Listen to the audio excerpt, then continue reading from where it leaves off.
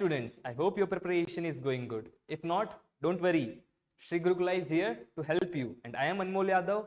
I will be your physics and mathematics mentor. I am an NEET graduate. So bring out your books. Let's make your preparation stress-free.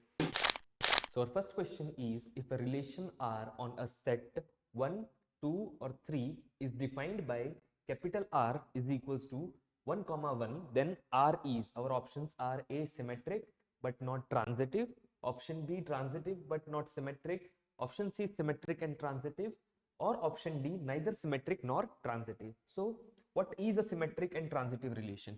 A relation is a symmetric relation. A relation is a symmetric relation if it contains both A, B. If A, B is there, then there should be B, A as well in our relation. So let's see our relation R, which is R is defined by 1, 1. Correct? So if it is a symmetric relation, then if A, B is there, then B, A should be there.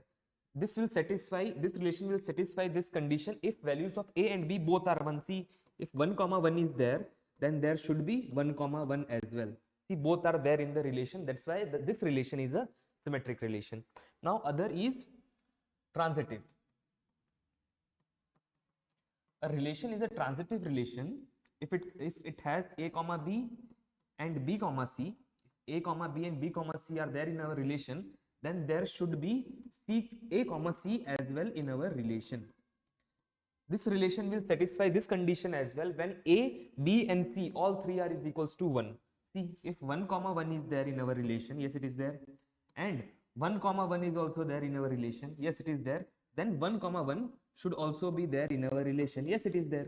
So this condition is also satisfying for values of A, B and C is equals to 1. So R is both symmetric and transitive. So our correct option will be option C. I will be back soon. Till then, keep practicing. This is Anmol Yadav from Sri Gurukula signing off.